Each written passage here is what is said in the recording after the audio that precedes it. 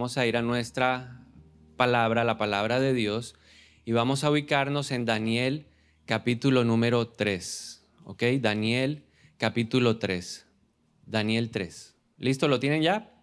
Amén. ¿Ya encendieron la Biblia? Algunos todavía somos de la versión vieja, entonces abrimos la Biblia. Los que son de la nueva generación, la Next Gen, entonces encienda su Biblia en Daniel capítulo 3. ¿Qué está pasando? Para contextualizar y que sepamos qué es lo que está sucediendo. En Daniel capítulo 3, Nabucodonosor, que es el rey de Babilonia, hace una estatua de él y pide que toda la gente que hace parte del territorio o que hace parte de lo que ellos han conquistado, lo adoren. Nabucodonosor fue el hombre que entró a Jerusalén y se llevó a todo lo mejor de esa ciudad. Él deportó a lo mejor de los judíos a vivir en Babilonia. Y ahí dentro de ese grupo habían 4 muchachos que sobresalían: Daniel, Sadrach, Mesach y Abednego. Y entonces la Biblia nos dice que Nabucodonosor dio la orden de que toda la gente de su territorio o la gente de su imperio se doblegaran delante de él. ¿Qué es lo que pasa? Que más adelante se hizo toda una ceremonia de consagración y Nabucodonosor dijo que cuando se escucharan los sonidos de la flauta, los sonidos de las liras, los sonidos de los instrumentos, en ese instante la gente tenía que postrarse y la gente tenía que adorar la estatua de Nabucodonosor. Ahora, ¿qué pasó? Que algunas personas se dieron cuenta de que ciertos judíos no se habían inclinado delante de la estatua de Nabucodonosor e inmediatamente fueron a buscarlo y le contaron lo que había sucedido. Ahora sí nos vamos a ubicar específicamente en Daniel 3:13. ¿Qué pasa en Daniel 3:13? Cuando Nabucodonosor dice, entonces Nabucodonosor se enfureció y ordenó que trajeran ante él a Sadrach, Mesach y Abednego. Cuando los trajeron, Nabucodonosor les preguntó, ¿es cierto que Sadrach, Mesach y Abednego, ustedes se rehúsan a servir a mis dioses y rendir culto a la estatua de oro que he levantado? Versículo número 15. Les daré una oportunidad más para inclinarse y rendir culto a la estatua que he hecho cuando oigan el sonido de los instrumentos musicales. Sin embargo, si se niegan, serán inmediatamente arrojados al horno ardiente y entonces, ¿qué Dios podrá rescatarlos de mi poder? Sadrach, Mesach y Abednego contestaron, oh Nabucodonosor, no necesitamos defendernos delante de usted. Si nos arrojan al horno ardiente, el Dios a quien servimos es capaz de salvarnos. Él nos rescatará de su poder, su majestad. Versículo 18. Pero, aunque no lo hiciera, deseamos dejar en claro ante usted que jamás serviremos a sus dioses ni rendiremos culto a la estatua de oro que usted ha levantado. Entonces Nabucodonosor se enfureció tanto con Sadrach, Mesach y Abednego que el rostro se le desfiguró a causa de la ira. Mandó a calentar el horno 7 veces más de lo habitual. ¿Cuántas veces? 7 veces. ¿Verdad? Imagínense, si normalmente un horno está a 1600 grados 7 veces, Dios mío, agárrese, más de 10,000 grados centígrados. Así que entonces los ataron, los arrojaron al horno totalmente vestido con sus pantalones, turbantes, túnicas y demás ropas. Ya que el rey en su enojo había exigido que el horno estuviera bien caliente, las llamas mataron a los soldados mientras arrojaban dentro a los 3 hombres. De esa forma, Sadrach, Mesach y Abednego, firmemente atados, cayeron a las rugientes llamas. Y vamos a suspender la historia ahí por un momento, porque esta es una historia que a mí personalmente me inspira. Son 3 jóvenes súper valientes. No se necesita ser un mayor o un adulto mayor para tener fe. Desde joven la palabra de Dios nos muestra que podemos tener una fe inquebrantable al Señor. Y esa es la fe que tenían estos 3 jóvenes. Por eso su historia y su reacción frente a la adversidad me animan, pero también me desafían. Y en medio de ese desafío surge una pregunta que tenemos que hacernos. ¿Cuál es esa pregunta? La pregunta es, ¿podríamos reaccionar de la manera como ellos reaccionaron frente a esta adversidad? Ahora, no estamos hablando de cualquier adversidad, estamos hablando de un momento en donde su vida estaba pendiendo de un hilo. ¿Cómo reaccionarías tú si tu vida hoy fuera puesta en peligro? ¿Cuántos podríamos levantar la mano y decir, yo reaccionaría como Sadrach, Mesach y Abednego? Ahora, la misma palabra de Dios me da una respuesta a esa pregunta. Porque cuando uno la lee y uno se da cuenta, por ejemplo, de Pedro, que cuando Pedro estuvo en un momento riesgoso, reaccionó de una manera diferente. O sea que yo creo que la mayoría de nosotros reaccionaría de una manera diferente. No como Sadrach, Mesach y Abednego diríamos, no importa lo que pase, mi Dios seguirá siendo Dios. Dios tiene el poder de salvarme, pero si no lo hace, no importa. Porque cuando a Pedro lo confrontaron le dijeron, oye, tú hablas como ellos. Oye, es más, yo creo que yo te he visto con ellos. Ah, no, es que tú eres discípulo de ellos. No, un momentico, yo no soy. Y hasta cambiamos la forma de hablar, dice la palabra. Y empezamos a hablar como la gente que nos rodea para que no nos distingan como un discípulo de Cristo. Es más fácil abandonar que morir en el intento. Como dice el dicho, mejor aquí corrió que aquí murió. Así creo que reaccionaríamos. Pero ellos lo pudieron hacer de una manera diferente porque había en su corazón algo a lo que yo llamo confianza incondicional en Dios. Por eso hoy quiero hablarle de este tema que he titulado Confianza incondicional. Nuestra confianza en Dios debe ser incondicional. Y como vamos a hablar de confianza incondicional, lo primero que quiero hacer es definir qué es confianza incondicional. La confianza incondicional es una actitud del corazón que me lleva a creer que Dios actuará siempre de la mejor manera sin importar la situación. Aún si las circunstancias que estamos viviendo no son las mejores, aún en medio de eso, creemos que lo que Dios hace siempre será lo mejor para nosotros. Eso lo podemos deducir de la respuesta de estos jóvenes, Daniel 3, 17, 18, para hacer énfasis y para que entendamos lo que es confianza incondicional. Es creer que Dios actuará siempre de la mejor manera, aunque el resultado final de lo que estamos viviendo no sea el que esperamos. Eso es confianza incondicional. Por eso ellos le dijeron a Nabucodonosor, si nos arrojan al horno ardiente, el Dios a quien servimos es capaz de salvarnos. Eso es confianza incondicional. Él nos rescatará de su poder, su majestad, pero aunque no lo hiciera, deseamos dejar en claro que ante usted que jamás serviremos a sus dioses ni rendiremos culto a la estatua de oro que usted ha levantado. No importa el resultado final, no importa si Dios nos saca, no importa si nosotros nos chamuscamos en ese horno, no importa, al final Dios siempre será nuestro Dios. Eso es confianza incondicional. Y eso es lo que Dios quiere de cada uno de nosotros. Que no importa lo que estemos atravesando y no importa lo que al final termine sucediendo, podamos levantar las manos, como decía esta canción, y podamos declarar la fidelidad de Dios. Es fácil tener confianza incondicional cuando todo sale bien. Cuando tu negocio marcha a los ritmos de la creciente economía, cuando tu negocio marcha al 20% de crecimiento este mes.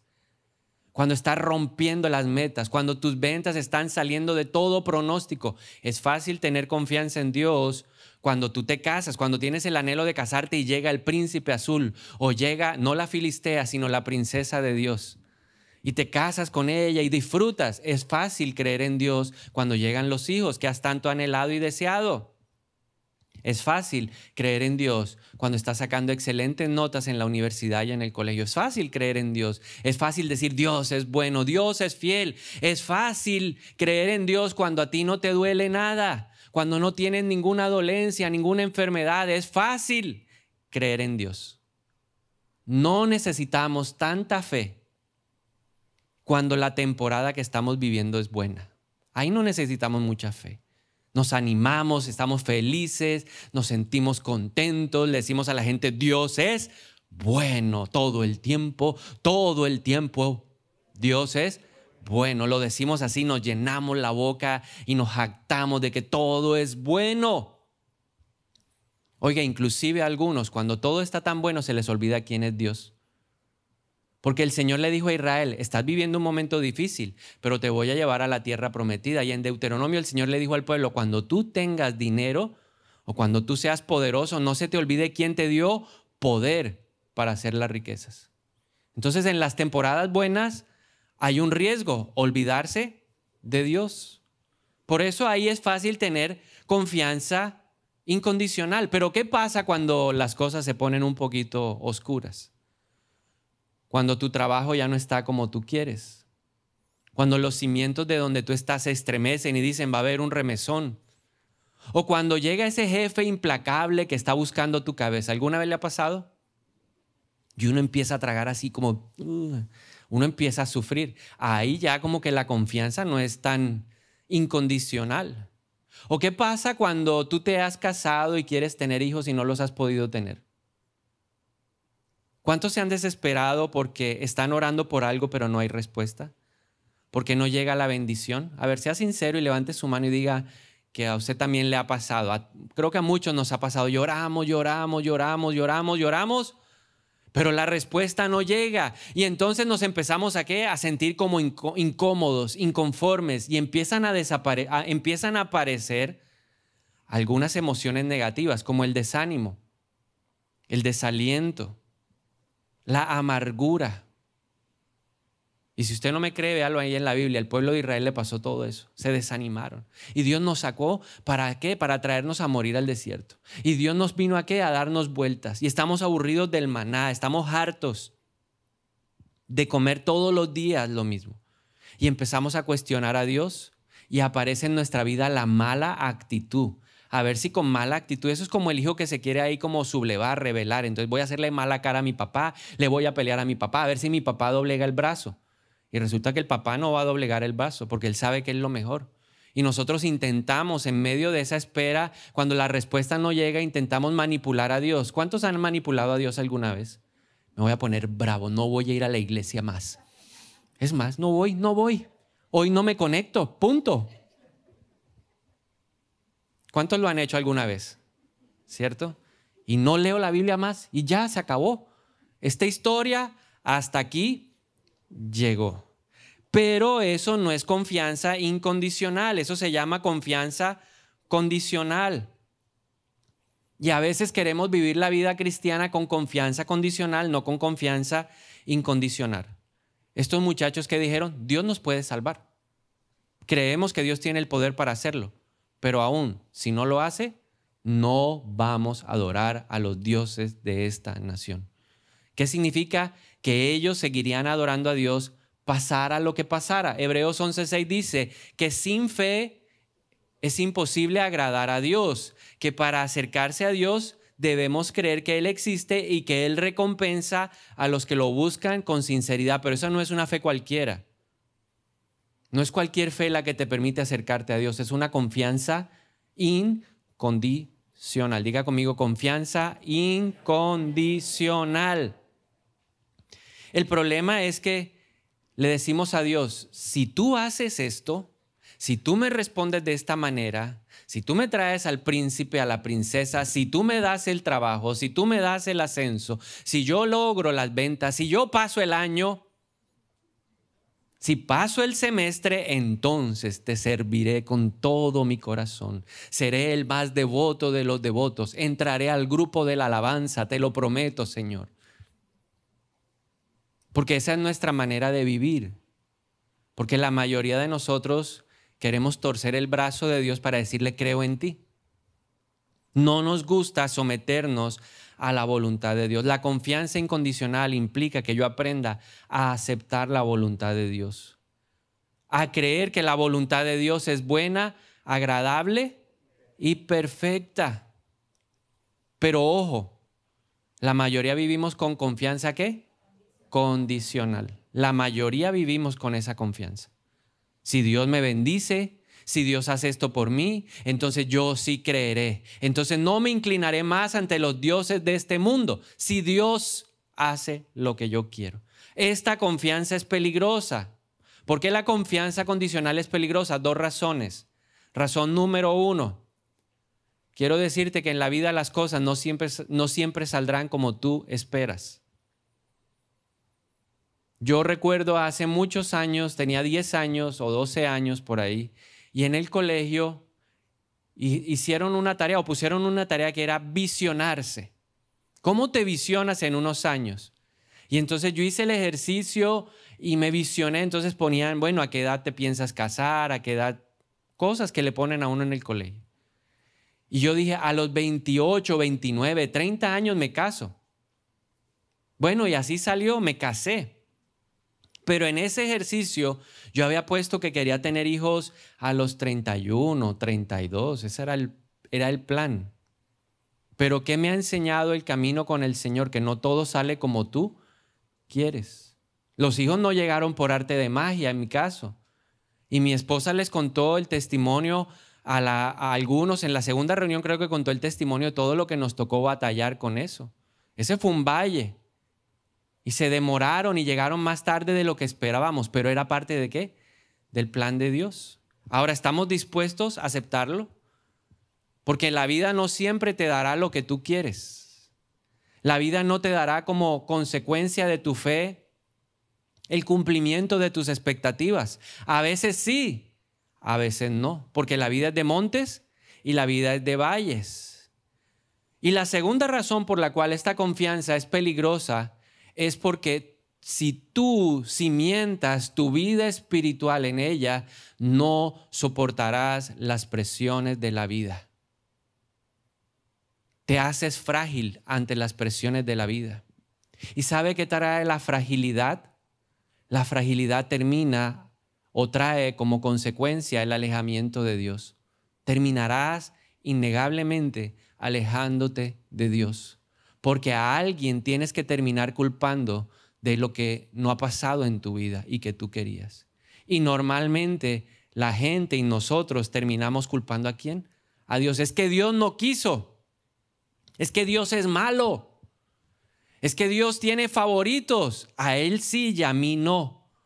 Y Jesús nos dijo algo muy interesante en Juan 16, ¿verdad? Cuando Él dijo, oiga muchachos, acuérdense, en el mundo hay aflicción. Pero confíen. ¿Qué es lo que hay que hacer? Confianza incondicional ¿en quién?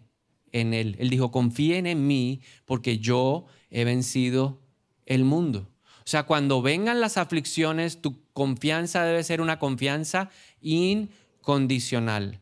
Aunque el resultado al final no sea lo que esperas, tu confianza en Dios tiene que ser de esa manera. Por el otro lado, la otra cara de la moneda nos muestra lo bueno o los beneficios de la confianza incondicional. Es muy útil. ¿Cuántos han tenido alguna vez frustración en la vida? ¿Cuántos alguna vez se han desanimado en la vida? Encuentra una puerta cerrada y ¿qué hace uno? Ña, ña, ña, ña, como el Chavo, ¿se acuerda? Pasaba algo y así nos pasa. Porque en la vida hay puertas cerradas. La Biblia dice que Dios abre puertas, pero también hay puertas cerradas. Y la puerta que Dios cierra, ¿quién la abre? Nadie. Por más de que usted insista, persista y traiga al mejor, traiga dinamita, lo que sea, esa puerta nadie lo abre. Las puertas cerradas frustran, las puertas cerradas desaniman, las decepciones, las demoras. ¿Cuántos han sufrido por las demoras de una respuesta? Y uno como que se va consumiendo por dentro y uno como que ya, ay Dios mío, el desespero es una cosa horrible. Pero la confianza incondicional te da la fuerza para soportar eso. Te da la fuerza para volver a mirar y decir, esta puerta está cerrada, pero aquella la veo abierta. Hay luz al final del túnel. Eso te lo da la confianza incondicional. Te hace ver que todo en tu vida, aunque no lo entiendas, realmente actúa para tu bien. Por eso necesitamos confianza incondicional. La condicional te dice, no, deja a Dios y vete. Esa es la confianza que tenía la esposa de un hombre llamado Job. Porque en la Biblia dice que no había nadie como Job. Tú y yo no alcanzamos ni a los tobillos de Job. Job era un hombre justo, un hombre recto delante de los ojos del Señor. Pero a pesar de eso vivió momentos difíciles. Y en el momento más oscuro de su vida, la esposa que tenía confianza condicional. Nos está yendo bien, tenemos platica, los hijos están bien. Estamos prosperando en la ciudad, mi esposo es famoso, reconocido, le tienen respeto y ella adoraba al Señor. Pero vino la tragedia, se murieron los hijos, lo perdieron todo y fuera de eso el hombre le da por enfermarse. ¿A quién se le ocurre todas las tragedias juntas? Solo a Job. Porque él dijo, todo lo que yo temía me sobrevino. O sea, eso deambulaba en la cabeza de Job. Y entonces vemos las dos, ¿no? La mujer le dice, mira, sabes que acabemos este asunto, maldice a Dios, lárgate de la iglesia, deja todo y empieza otra vez en el mundo. Más o menos fue lo que le dijo, ¿no? Maldice a Dios y muérete. Pero ¿qué le dijo él? Aceptaré lo bueno de Dios y entonces no aceptaré también las dificultades. Eso se llama confianza incondicional. Es la que te va a ayudar a resistir esos momentos difíciles. Número 2, la confianza incondicional te ayudará a tener buena actitud en los valles, en los desiertos, lo que predicaba mi esposa hace una semana. ¿Cuál es la tendencia natural de nosotros en el desierto? Pero Dios me trajo al desierto a morir. Pero es que Dios sí me tiene aquí pasando sed. Pero qué pereza, ya yo estoy aburrido del maná. Yo quiero ya la tierra prometida. Yo quiero comer de lo que no he sembrado. Yo quiero vivir en las casas que no he construido. Eso es lo que uno quiere vivir todo el tiempo en los montes, pero el valle, como nos enseñaban, es necesario, ¿cierto? Y solo la confianza incondicional te ayudará a pasar rápido el desierto, porque tienes buena actitud. Proverbios 15:13 dice, el corazón contento alegra el rostro, hermosea el rostro, pero el corazón ¿qué? Quebrantado, la mala actitud, ¿destruye qué? Nuestro espíritu. Entonces usted se va quebrando y usted se va desanimando, usted se va frustrando, usted se va aburriendo, usted se está ahí llenando de apatía, de desidia. Y lo tercero, la confianza incondicional te deja ver el favor de Dios en medio de tus circunstancias. Job pudo ver la misericordia, el favor de Dios, la gracia de Dios en medio de su problema. Tú y yo en medio de las dificultades, en medio de los valles, vamos a ver la gracia de Dios, la fuerza de Dios, el poder de Dios. 3 veces oró Pablo para que le quitaran una enfermedad. Él lo definía como un aguijón en la carne, o sea, era algo fuerte. Y él le pidió al Señor que se lo quitara. Dios, quítamelo. ¿Y quién mejor para tener vara alta que Pablo? Porque si había alguien duro en los duros de los duros, es Pablo. Ese tipo era un duro, es un duro. Sigue siendo duro hoy en día. El tipo que tuvo una revelación dice, no sé si en el cuerpo o fuera del cuerpo, pero yo estuve allá hace 14 años, Dios me reveló algo que del paraíso, que no es posible oír ni revelar a las personas. Tremendo. Creo que aquí todavía no hay ninguno que todavía lleguemos allá, ¿no? Entonces Pablo era Pablo. Ese hombre oraba y Dios actuaba. Y no quiso Dios quitarle la espina. ¿Y qué le dijo? Pablo, bástate mi gracia para que mi poder se perfeccione en tu debilidad. Pero lo impresionante no es eso, lo impresionante es la respuesta de Pablo. Entonces de ahora en adelante me gloriaré de mis debilidades para que tu poder se perfeccione en mi debilidad. Eso es confianza incondicional. ¿Cómo debe ser entonces nuestra confianza? ¿Condicional o incondicional? Incondicional. Entonces aprendamos cómo tener confianza incondicional. Aprendamos de Sadrach, de Mesach y Abednego. 4 cosas que podemos aprender de ellos. Lo primero, en esos momentos oscuros, críticos, pelea contra la racionalidad. Tienes que hacer guerra contra la racionalidad. Y vamos a imaginarnos por un momento lo que estaba pasando, ¿cierto? Ellos están tranquilos en su casa, de pronto llega la guardia real, los arrestan, los llevan y está ese hombre furioso. Y el que estaba ahí no era cualquier hombre, no era un pelagato de, ay, Nabucodonosor, ¿y ese quién era? Cualquier pelele, no. Es como si hoy a usted lo llevaran frente al presidente de los Estados Unidos, o mejor a Putin, que Putin es como más teso, ¿no? Entonces usted lo cogieron allá, le dicen el señor Putin, el presidente Putin lo necesita usted allá. Y usted llega y ese Vladimir Putin está pero así echando chispas. ¿Cuántos quisieran estar así delante de Putin? Porque Biden es como más noble, como más tranquilo, ¿cierto? Ya más abuelo, pero Putin no, yo no sé. Yo no quisiera estar ahí. Entonces así estaba Nabucodonosor, estaba desencajado, estaba iracundo, porque ¿cómo alguien se atrevía a desobedecer una orden del rey? No era cualquier hombre, era el rey de todo un imperio. La gente no se negaba porque la gente sabía que quien se negara a cumplir la orden del rey estaba muerto. Entonces, por un lado está un rey que está echando humo por las orejas. Y por el otro lado están viendo ¿qué? Un horno. ¿Y el horno cómo está? Caliente. ¿Cuántas veces lo mandó a calentar? 7 veces. Más caliente que Montería. Así estaba. Montería en julio, agosto. Así que se pone caliente. Estaba peor. 10 veces peor. ¿Qué pasa en la mente? Están viendo al tipo, al hombre que los va a condenar al horno. Están viendo el horno. ¿Qué empieza a pensar la razón? La razón dice, llegó el momento más oscuro. Y la razón empieza a decirte, niega a Dios, niega a Dios. Es fácil, eso no va a pasar nada. Solo arrodíllate, postra, adóralo cuando suelen los instrumentos y se acabó la historia. Eso dice la razón. ¿Por qué? Porque si no lo haces, te vas a morir. Por el otro lado está peleando la fe. La razón lo ve como el momento más oscuro. La razón lo ve como algo ya de muerte. La fe está diciendo, es el momento más glorioso. Es el momento más brillante. Es el momento en donde tú vas a poder testificar de tu amor por el Señor, por Cristo. Entonces fíjese que siempre en los momentos difíciles se va a presentar una batalla en la mente. Tu mente, tu razón, el diablo impulsando tu razón a decirte, niega a Dios, niega a Dios, niega a Dios. Lo que Job estaba escuchando en su esposa no era la voz de su esposa, era la voz del diablo diciendo, maldice a Dios. Es la hora de maldecir a Dios. Es la hora de postrarte ante los dioses de Babilonia. Es la hora, es la hora, es la hora, es la hora. En tu dificultad vas a oír una voz que te dice, maldice a Dios. Déjalo todo. No vale la pena servir a Dios. No vale la pena adorar a Dios. No vale la pena. Maldice, maldice. Y por eso tenemos que luchar y tenemos que hacer guerra espiritual. Pero no es ponerse ahora yo no. Algunas cosas que usted tiene que traer a su mente en ese momento. La guerra uno tiene que aprender a hacerla. Uno tiene que ser estratégico. La guerra no es salir ahí al campo de batalla y darse palo con el enemigo. Hay que saber utilizar las armas de nuestra milicia.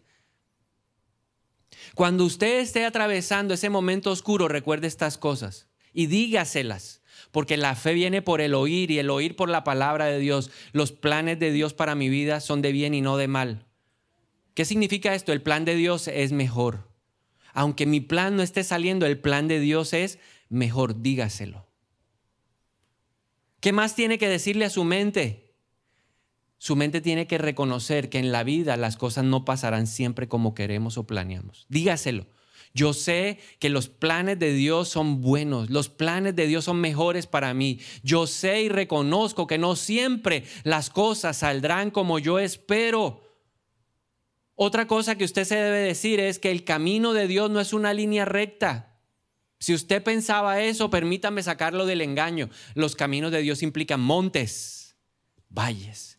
Montes, montes, valle, valle, valle.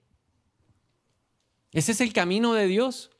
Monte, valle, monte, valle, monte, valle. ¿Vas a tener victorias? Sí, gloria a Dios. ¿Vas a estar en valles? Sí. ¿Valle de sombra de muerte? Sí. Pero ahí no temerás, porque el Señor está contigo. Tus vueltas que no te llevan a ninguna parte, tus decepciones, tus pérdidas, los momentos difíciles, todo eso Dios lo permite para nuestro bien. Y eso lo tengo que yo saber y reconocer. Entonces, háblese a la mente y disipe esa oscuridad. Todo lo que lo lleva a maldecir a Dios tiene que morir ante eso. Yo sé que mi Redentor vive. Lo segundo, ejerza la fe en madurez. ¿Qué significa eso? Cuando nosotros leemos el pasaje, ellos de manera indirecta estaban haciendo una confesión de fe. Estaban orando. Que cuando usted pase un momento difícil debe orar, indudablemente hay que orar, pero con fe madura. Ellos dijeron, creemos que Dios tiene el poder para salvarnos. ¿No es eso una declaración de fe? ¿Qué le estaban diciendo a Dios en otras palabras? Aunque estaban hablando con Nabucodonosor, estaban orando, como dice 1 de Tesalonicenses 5:17, orando sin cesar. Y dijeron, Dios, sálvanos. Te expresamos lo que hay en nuestro corazón. Queremos que tú nos salves la vida. Y Dios lo puede hacer. Pero su oración fue madura. ¿En qué sentido? En que expresaron lo que querían, pero también se sometieron a la voluntad de Dios. Pero aún, si Dios no nos salva, seguirá siendo nuestro Dios. Fue la oración que hizo Jesús en Getsemaní. Señor, que no se haga mi voluntad, sino la tuya. Si es posible, yo quiero evitar beber de esta copa, si es posible. A mí me encantaría no beber de esta copa del sufrimiento, pero si me toca, dame la fuerza. Si me toca morir, dame la fuerza. Y eso fue lo que estos jóvenes le pidieron al Señor. ¿Por qué orar de esa manera? Ejerciendo la fe madura te ayuda, porque te va a evitar que la circunstancia, la situación que estás viviendo se convierta en un ídolo. Porque no podemos negar que los momentos difíciles se nos vuelven un ídolo. Nos encontramos con alguien y ¿cómo estás? Ay, si te contara. Estoy pasando el momento de tribulación. Estoy en valle de sombra de muerte, ora por mí. Y está bien que usted se lo cuente a su líder. Pero después se encontró con otro amigo de la iglesia. ¿Cómo estás? Si tú piensas, estoy en el valle de sombra de muerte. Ayúdame.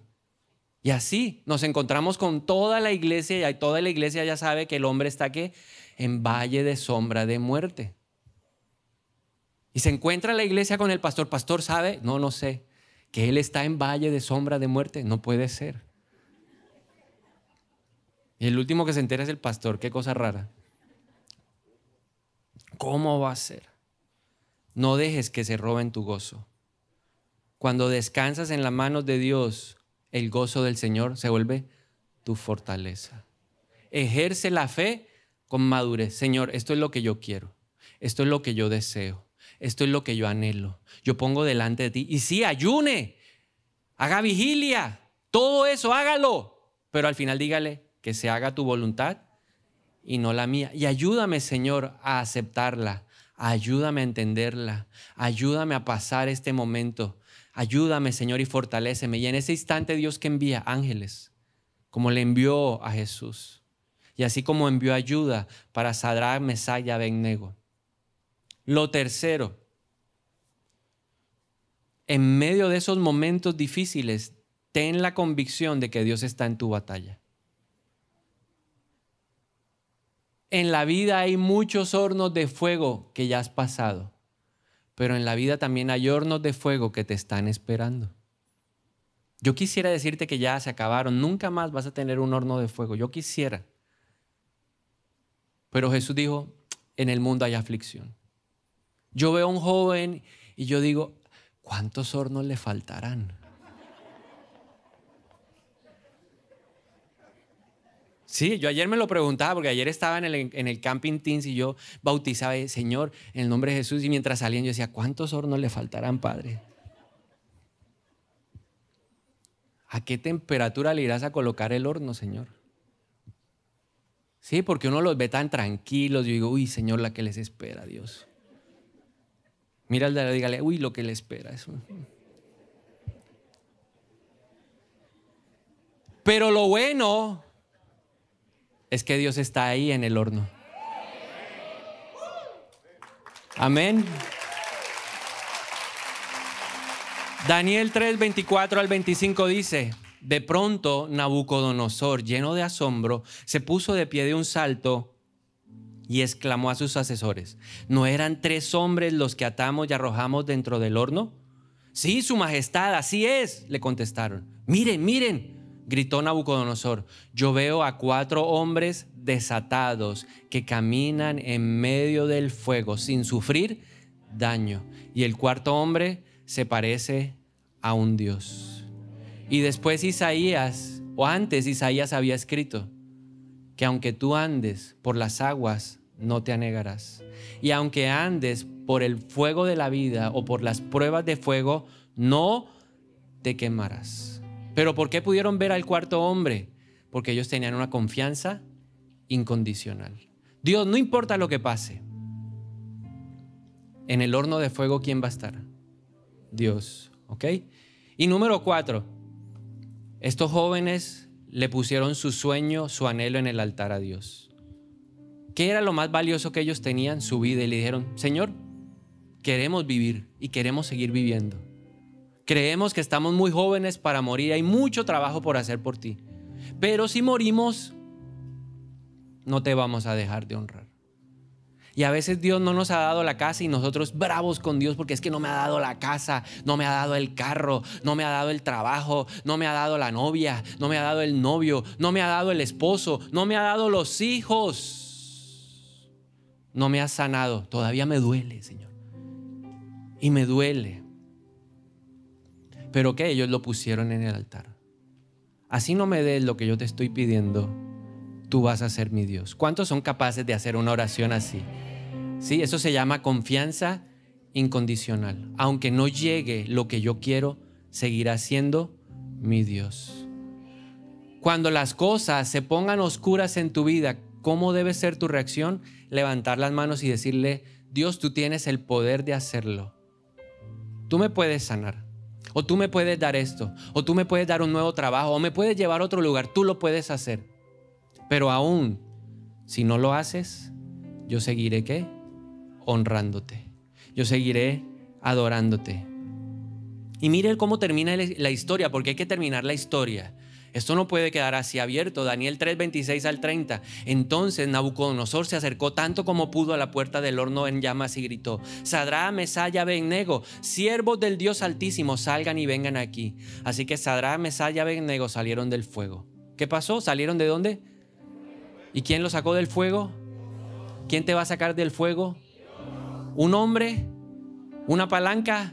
¿Quién te va a sacar del fuego? Decláralo. ¿Quién te va a sacar del fuego? Vamos, decláralo. ¿Quién te va a sacar de ese lugar donde estás ardiendo? Dios.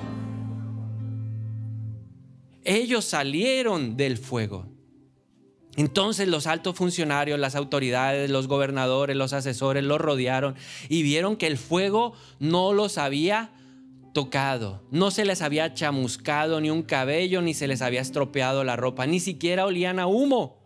Entonces Nabucodonosor dijo: alabado sea el Dios de Sadrach, Mesach y Abednego. Envió a su ángel para rescatar a sus siervos que confiaron, y yo le agregaría incondicionalmente, en él. Desafiaron el mandato del rey y estuvieron dispuestos a morir en lugar de servir o rendir culto a otro Dios que no fuera su propio Dios. Por lo tanto, yo decreto: si alguien, cualquiera sea su raza, nación o lengua, habla en contra del Dios de Sadrach, Mesach y Abednego, será despedazado y su casa será reducida a un montón de escombros. Y el mismo Nabucodonosor dice: no hay otro Dios que pueda rescatar de esa manera. Y la gente que no conoce de Dios va a decir: no hay otro Dios que pueda rescatar del horno como Dios lo hace. Y luego el rey ascendió a Sadrach, Mesach y Abednego a puestos aún más altos en la provincia de Babilonia. ¿Quieres ser promovido? ¿Quieres ser promovido? ¿Cuántos quieren ser promovidos? Confianza incondicional. ¿Estás preparado para el ascenso? Necesitas confianza incondicional. Dígalo conmigo ahí: confianza incondicional. Entonces le voy a pedir que se ponga de pie y oremos para que el Espíritu de Dios nos ayude a tener confianza incondicional.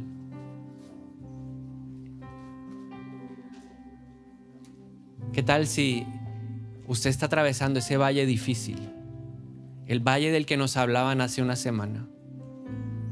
Si usted está atravesando un momento oscuro, yo le voy a animar a que levante sus manos. Y vamos a cerrar los ojos hoy. Y le vamos a decir a Dios que tal vez hemos tenido mala actitud en el valle. Que hemos visto a través de nuestra propia vida que la confianza hacia Él no era incondicional, sino condicional. Si usted estaba bravo con Dios, dígale: Dios, yo estaba bravo contigo. Yo estaba molesto contigo. Yo estaba herido contigo. Porque no hiciste lo que yo esperaba. Pero hoy reconozco que el que estaba mal era yo, Señor. Y hoy te pido perdón. Te pido perdón en el nombre de Jesús por mi mala actitud, por querer manipular tu voluntad, porque pensé que con esa pataleta lograría conseguir mi objetivo. Pero tú eres alguien de voluntad firme, que te atienes a los planes que tienes para nosotros. Y por eso en esta mañana yo te pido perdón, en el nombre precioso de Jesús. Y hoy soltamos todo lo que ese momento de oscuridad ha traído: el desánimo, la frustración, la rabia, el enojo, la ira, la amargura. Soltamos todo lo que nos está secando en el nombre de Jesús. Y peleamos esa batalla en la mente, porque hay una voz que nos está diciendo: maldice a Dios, maldice a Dios. Pero yo hoy confieso que los planes que Dios tiene para mí son planes buenos, que definitivamente yo entiendo hoy que en la vida no todo es una línea recta, sino que hay momentos de montes y momentos de valles, y lo acepto en el nombre de Jesús. Que va a haber circunstancias en donde el Señor nos dirá: beban de esa copa, y yo tendré que beber de la copa de sufrimiento. Yo hoy lo entiendo, Señor, y lo interiorizo, y por eso de mi mente se va toda voz que me habla hoy y me dice: maldice a Dios, niega a Dios, aléjate de Dios, fuera en el nombre de Jesús. Esas voces se van y empiezo a orar por lo que yo quiero. Voy a ejercer mi fe en esta mañana, pero una fe madura, diciéndole: Dios, esto es lo que yo espero. Y lo voy a animar a que usted le diga: Señor, esto es lo que yo espero, esto es lo que yo quiero, esto es lo que yo anhelo, pero que no se haga mi voluntad sino la tuya. Dígale eso al Señor: que no se haga mi voluntad, Dios, que se haga tu voluntad en el nombre de Jesús. Y si aún esa circunstancia se había convertido en un ídolo, lo rompemos en el nombre de Jesús. Y hoy proclamamos que tenemos la convicción de que Dios está en la batalla. Aún en medio de este horno, si Nabucodonosor lo pudo ver, ¿por qué no lo puedo ver yo, que soy hijo de Dios? Y lo voy a animar a que en medio de su situación vea al cuarto hombre, que vea a Jesús. Ahí está Jesús, y está desatando nuestras manos, nuestros pies, y está haciendo un círculo de protección para que el fuego no nos destruya, para que el fuego no nos consuma. Yo veo a Jesús hoy. Y pongamos el sueño en el altar.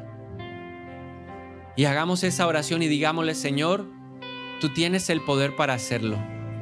Yo creo que lo tienes y quiero que en mi vida se haga. Pero aún si no pasa así, y es muy importante lo que usted le va a decir, dígale: seguirá siendo mi Dios. Y si usted siente eso y lo quiere decir, dígale: pase lo que pase, seguirá siendo mi Dios, mi Dios. Y usted proclámelo conmigo con fe. Está hoy junto a mí, hay uno más sobre las aguas que puede